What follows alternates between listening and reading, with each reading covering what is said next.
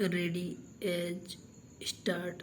माननीय सभापति जी, मुझे इस बात की प्रसन्नता है कि माननीय सदस्यों अविश्वास प्रस्ताव पर अपने विचार बड़ी भावना के साथ और अपने दिल की गहराई के साथ प्रकट किए हैं।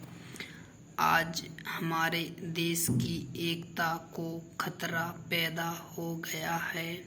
देश में ऐसी शक्तियां पैदा हो रही हैं जो देश को टुकड़ों में बांट देना चाहती हैं। इस प्रकार की शक्तियों का सामना किस प्रकार से किया जाए, इस पर हमारे विरोधी दल के सदस्यों को विचार करना चाहिए। लेकिन देखने में यह आता है कि विरोधी दल देश की मूल आवश्यकताओं से मुंह मोड़कर दूसरी साधारण बातों को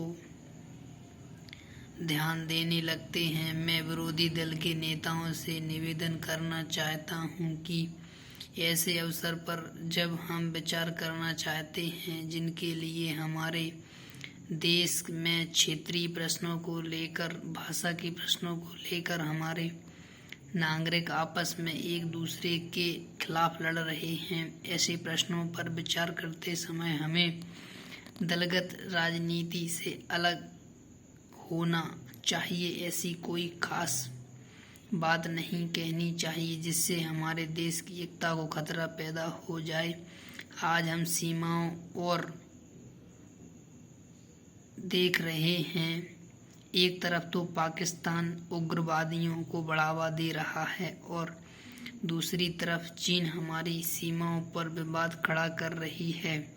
पैरा चेंज। आज हम सब इस बात का अनुभव करते हैं कि क्षेत्रीय भाषाओं और क्षेत्रीय नारों को देने वाली पार्टियां बढ़ रही हैं। इनका मुकाबला हमें राजनीतिक स्तर पर करना चाहिए।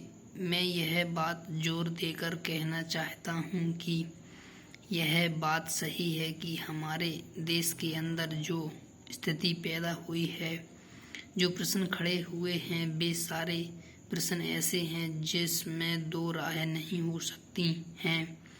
आज हमारे देश के अंदर क्षेत्रीय संतुलन है। कुछ ऐसे प्रदेश हैं, जनता के कुछ ऐसे वर्ग हैं जिनकी आर्थिक प्रगति पिछले वर्षों के अंदर दूसरों के मुकाबले कम हुई है और इसको लेकर आज उनके अंदर असंतोष की भावना पैदा हो रही है। आज ऐसे लोग हैं जिनका आर्थिक, सामाजिक, राजनीतिक से इस देश के अंदर शोषण भी हो रहा है और वे यह महसूस करते हैं कि उनका राजनीतिक शोषण भी हो रहा है। यही कारण है कि वे लोग गलत दिशा में जा रहे हैं। हमें उन्हें सही दिशा में लाना है। इसके लिए सरकार को भी प्रयत्न करना चाहिए। Para change. मैं कहना चाहता हूं कि केवल उपदेश देने से काम नहीं चलता है। आज आवश्यकता इस बात की है कि ऐसे प्रश्नों पर सारे राजनीतिक दल आपस में बैठकर गंभीरतापूर्वक विचार करें। कम से कम देश हित के प्रश्नों पर हमें एक होकर काम करना चाहिए।